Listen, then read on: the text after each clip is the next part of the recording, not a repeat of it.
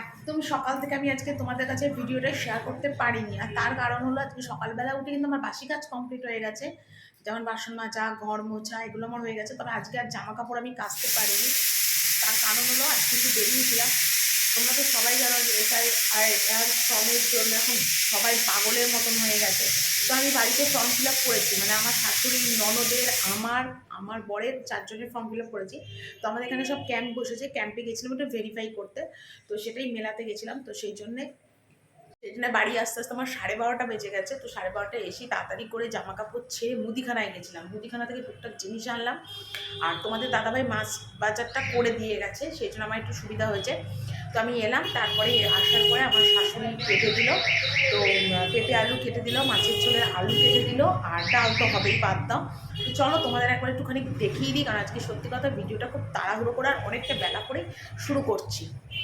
এই দেখো মাছ এনেছে, কাতলা মাছ। আর কাতলা মাছটা আগেই গরম জলে ধুলাম, ধুয়ে এখানে নুন হলুদ মাখাচ্ছি। আর এখানে দেখো মাছের তেল এনেছে, খুব সুন্দর তেল এনেছে আজকে মাছের। কারণ তোমাদের দাদা ভাই আমাদের বাড়িতে না সবাই খুব মাছের তেল খেতে খুব ভালোবাসে। তো মাছের তেলটা এমনি নর্মাল নুন হলুদ দিয়ে ভাজবো। আর এখানে দেখো মাছের ঝোলের আলুটা কাটা হয়ে গেছে।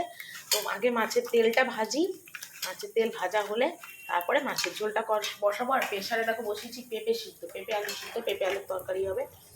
তো চলো, মাছের তেল দিয়েছিলাম।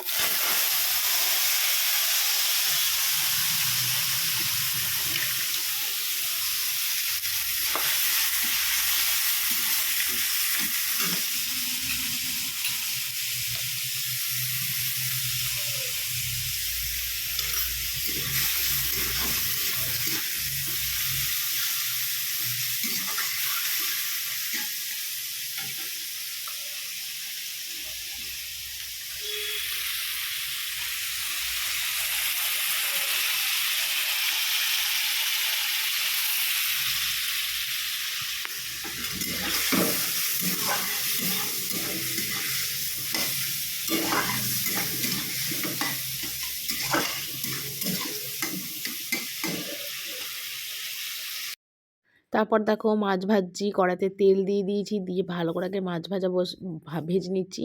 তো অ্যাকচুয়ালি কী বলো তো, মাছ ভাজাটা আগে করতে হয়। আমার ছেলে আর ভাগ্নি সকালবেলা মাছ ভাজা দিয়ে ভাত খায় ডাল দিয়ে। আর এখানে পেঁপে আলুটা বসিয়েছি, মানে আজকে দুদিকে দুটো কড়াই বসিয়েছি তাড়াতাড়ি যাতে রান্নাটা হয়ে যায়। তো রোজ দুটো কড়াই যদিও আমি বাড়াই না, কারণ দুটো কড়াই সে আমাকেই আবার মাজতে হবে। তো আজকে আবার দুটো কড়াই দিয়ে রান্না করছি, একটু তাড়াতাড়ি হবে বলে। সেই একটা রান্না দিয়ে যদি এতক্ষণ ধরে পড়ে থাকি তাহলে তো সময়টা অনেকটাই চলে যাবে। তো শর্টকাটে তাড়াতাড়ি সুবিধাভাবে যেভাবে হয় সেটাই করার সবসময় চেষ্টা করি। তো ওখানে দেখো পেঁপে আলুটা কষিয়ে একটু জল দিলাম, পেঁপেটা একটু শক্ত শক্ত আছে তাই জন্যে। আর মাছগুলো ভেজে নিচ্ছি, নিয়ে মাছের ঝোলের আলু দিয়ে, মানে মাছের যে তেলটা বাঁচবে সেটার মধ্যে আলু দিয়ে মাছের ঝোলটা করব। আর আমাদের বাড়িতে মানে মাছের ঝোলটা সবাই খুব ভালো খায়। তবে শীতকালে না আমার একটু ধনেপাতা দিয়ে বড়ি দিয়ে মাছের ঝোল খেতে খুব ভালো লাগে। জানি বড়ি দিয়ে মাছের ঝোল বা ধনেপাতা দিয়ে মাছের ঝোল খেলে প্রচণ্ড গ্যাস হয়, কিন্তু কি বলবো, ভালো লাগে আমার খেতে। আর যদি সেটা না হয় তো একটু আদা বাটা দিয়ে, কাঁচা লঙ্কা, নুন হলুদ দিয়ে, জিরে গুঁড়ো, ধনে গুঁড়ো দিয়ে মাছের ঝোল করি। আর আজকে কিন্তু ঠিক সেম সেইভাবেই মাছের ঝোলটা করলাম, কারণ আজকে ধনেপাতা ছিল না।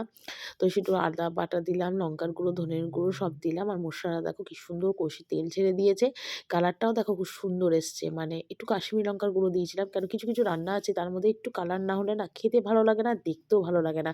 ওই রান্না যদি ওই সাদা ম্যাটা হয় সেটা দেখতেও ভালো লাগে না। রান্না খাওয়া যদি একটুখানি মানে সুন্দর না হয় দেখতে, ভক্তিও আসে না কিন্তু। তো এখানে দেখো মাছের জল দিলাম, মশলাটা কষিয়ে তারপর দেখো জল দিয়ে মাছের ঝোলের আলুটা একটু শক্ত শক্ত আছে, তো মাছ ভাজা মাছগুলো দিয়ে দিচ্ছি। আমাদের 4 জনের 4টে মাছ, তোমাদের দাদা ভাইয়ের, আমার, ননদের আর শাশুড়ির। আর ছেলে আর মেয়ে তো মাছ ভাজাই খাবে, তো সেই জন্য সেটা আলাদা করে রাখলাম, কারণ আমার ছেলে ঝোলের মাছ খুব একটা প্রিয় না, খেতে চায় না আর কি। ভাজা মাছটাই ও খুব বেশি ভালো খায় আর কি। তো ঝোলে একটু নুন কম দিয়েছিলাম, তো মনে হলো একটু নুন কম হতে পারে, তাই আরেকটু দিয়ে নিলাম। দিয়ে এবার ঢাকা দেবো, ফুটলে আলুটা সিদ্ধ হলে নামিয়ে নেবো। তো এখানে দেখো বাবুকে খেতে দিয়ে দিয়েছি, পেঁয়াজের ডাল করেছিলাম, পেঁয়াজের ডাল, একটু কুচো পেঁয়াজ দিলাম, আর মাছ ভাজা দিয়েছি, আর পেঁপে আলু দিয়েছি। তো বাবুর তো প্রচণ্ড ফেভারিট, কাঁচা পেঁয়াজ দিয়ে ডাল খেতেও খুবই ভালোবাসে। তো দেখো এইমাত্র আমার রান্নাবান্না কমপ্লিট হলো, একেবারে গ্যাস ট্যাস সমস্ত কিছু মোছা কমপ্লিট করলাম।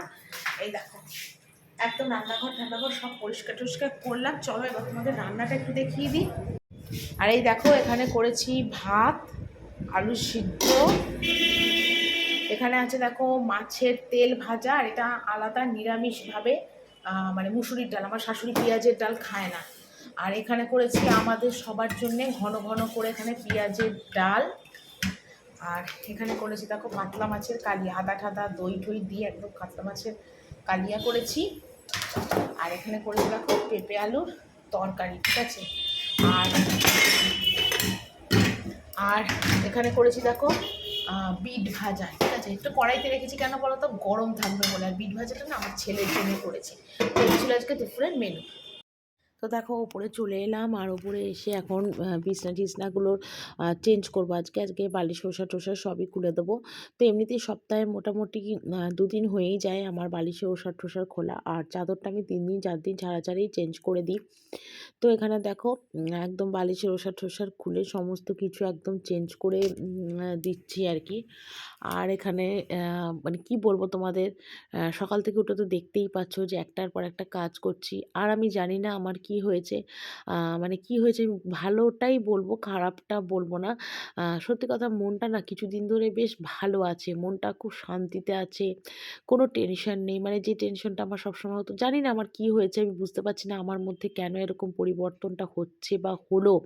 আমি সত্যি এর কোনো অ্যান্সার খুঁজে পাচ্ছি না। মানে কি আর বলবো তোমাদের। তো যাই হোক, ভালোটা হলেও যেমন তোমাদের বলি, খারাপটাও কিন্তু তোমাদের সাথে আমি শেয়ার করি। তো আমি জানি না আমার এটা কেন এরকম হচ্ছে, কিন্তু বাট হচ্ছে। আ ভালোই হচ্ছে, খারাপ কিছু হচ্ছে না। মানে তোমাদের আমি ঠিক বলে বোঝাতে পারছি না, বা জিনিসটা ঠিক বোঝাতে পারছি না আমার কথাটা। মানে কিরম বলো তো, মানে আগে যেরম হতো কিছুদিন কাজ-টাজ করার পর শরীরটা চলতো না বা এনার্জি পেতাম না। কিন্তু কি জানি কিছুদিন ধরে শরীরে এতটা এনার্জি পাচ্ছি, এতটা এনার্জি পাচ্ছি কাজে, কর্মে, সবকিছুর মধ্যে। তারপর মনটা না খুব হালকা হয়ে গেছে। মানে কোনো যেন মনে হচ্ছে আমার কোনো টেনশন নেই, চিন্তা নেই। মানে এইরকম আরকি মনে হচ্ছে। জানি না এটা কেন আমার হচ্ছে, আমি ঠিক তোমাদের বলে বোঝাতে পারবো না। এটা কেন আমার হচ্ছে। তো যেটা হচ্ছে হয়তো ভালোই হচ্ছে আমার জন্যে। আর মাঝে, মাঝে তোমাদের বলতাম না যে আমার খুব অশান্তি লাগে, টেনশন লাগে, মন মেজাজটা ভালো যাচ্ছে না।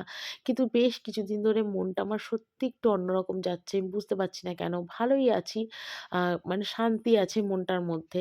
আর দেখো মনের মধ্যে যদি অশান্তি থাকে, টেনশন থাকে, তাহলে কি কোনো কাজকর্ম করতে ভালো লাগে বলো? ভালো লাগবে না। কোনো কাজ কেন, কোনো কিছুই ভালো লাগবে না। মনটাও অশান্তিতে ভরে যাবে।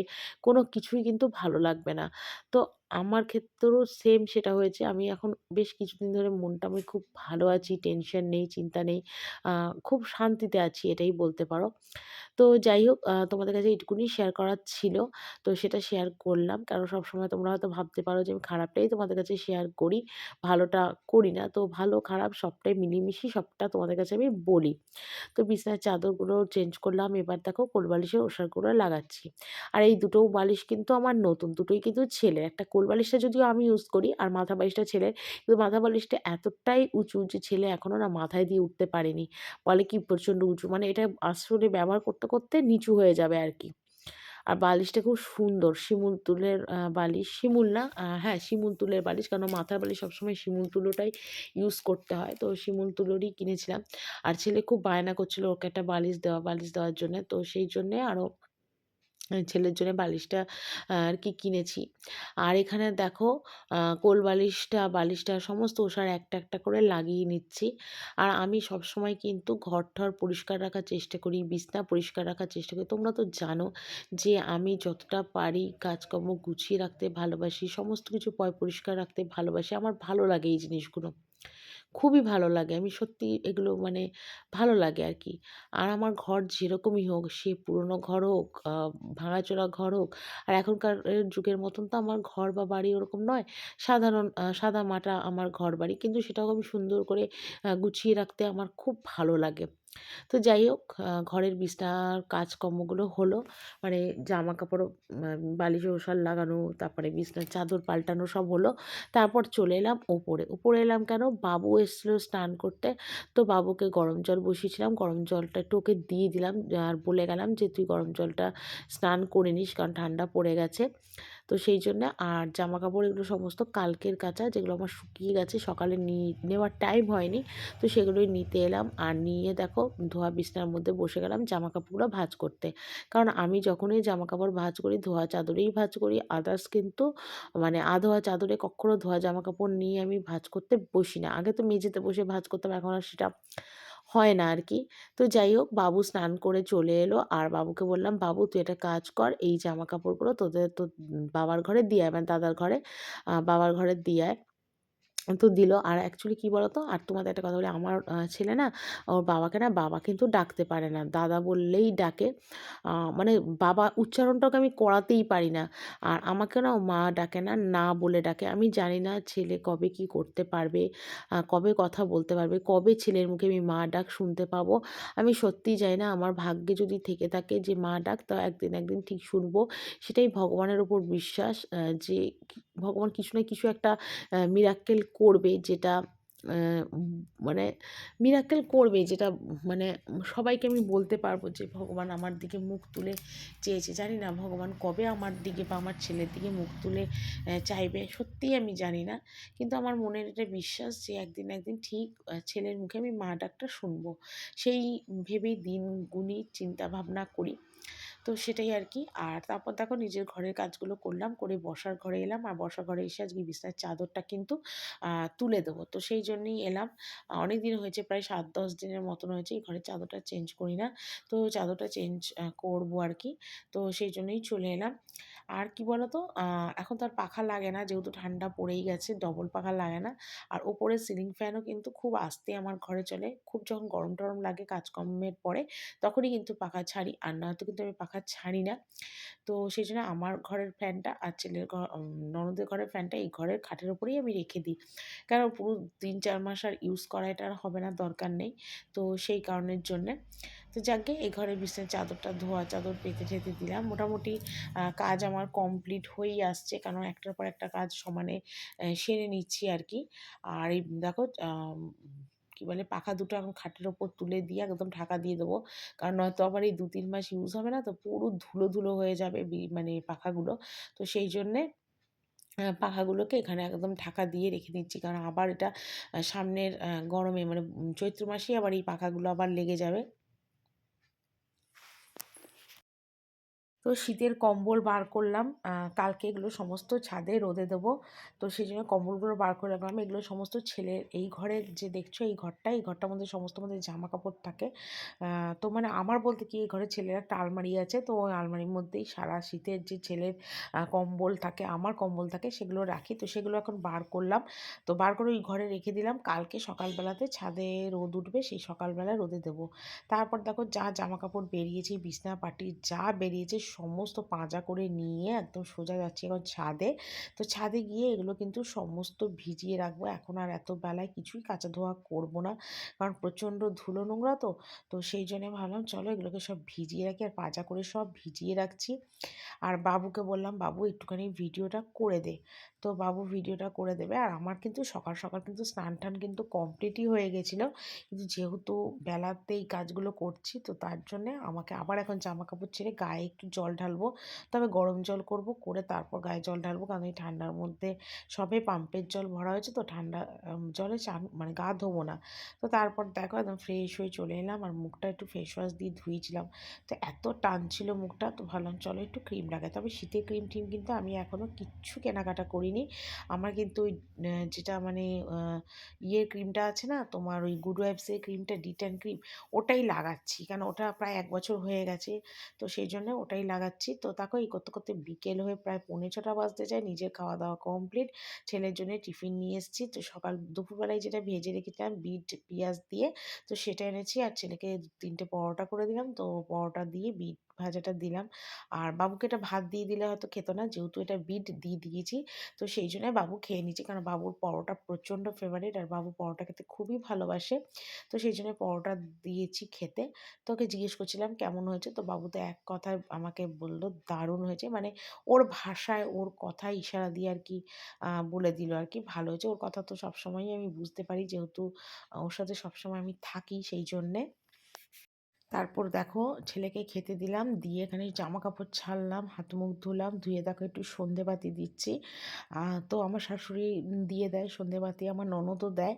তো আজকে আবার আমার পালা সন্ধে দেওয়ার, তো সেই জন্য আমি একটু সারা বাড়িতে গঙ্গা চিটা দিয়ে ঠাকুরকে ধূপ ধুনা দেখাচ্ছি আর কি। তো এটা আমি প্রতিদিনই করি আর কি। তো ওরা যেদিন করে তো সেদিন আর ভিডিওটা করা হয় না। তো যেহেতু আজকে আমি ভিডিওটা যেহেতু আমি করছি, আজকে আমার সন্ধ্যা দেওয়ার পালা, তো সেই জন্য আমি যেহেতু করছি, তো সেই জন্যই সেটা তোমাদের কাছে কিন্তু শেয়ার করলাম। তো পুরো বাড়ি দিয়ে দিলাম, আর এত বড় বাড়িতে বুঝতেই পারছো সন্ধে দিতে কিন্তু অনেকটাই টাইম লাগবে। তো আমাদের যেহেতু ঠাকুর ঘর আলাদা, তো ওখানে তো শাশুড়ি পুজো করে সন্ধে টন্ধে দিয়েই আসে।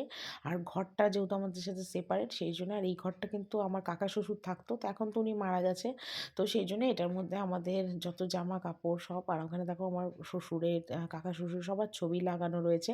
আর এটা তো বসার ঘর, তোমরা জানোই আমাদের ঘরে নারায়ণী মার ছবি লাগানো, আমাদের যে গন্ধেশ্বরী মা। তো সেখানে দেখো সবাইকে ঠাকুরের ছবির সামনে ধূপ ধুনা দিচ্ছি, যেটা সব গৃহস্থ বাড়িতে দেয়। তো আমিও সেটাই করছি আর কি। আর এদিকে দেখো বাইরে একদম সন্ধে যে হয়ে গেছে, বাইরে ঠাইরে দোরগোড়া দিয়েও ধূপকাঠি দেখিয়ে দিচ্ছি একদম। তো তারপর দেখো সন্ধে দিয়ে সোজা চলে গেছিলাম চা করতে, আর এখানে ছেলে আর আমার দুজন জনে 2 কাপ চা করে নিলাম। তো ছেলেকে দিলাম দুধ চা, আর আমি একটু দুধ চা খাবো। তো চলো আজকে সন্ধ্যেবেলায় চা খেতে খেতে এই ব্লগটা এখানেই শেষ করছি। আশা করি তোমাদের অনেক ভালো লাগবে আজকে সারাদিনের ব্লগটা। সবাই ভালো থেকো, কালকে একটা সুন্দর ভিডিও নিয়ে চলে আসবো। টাটা।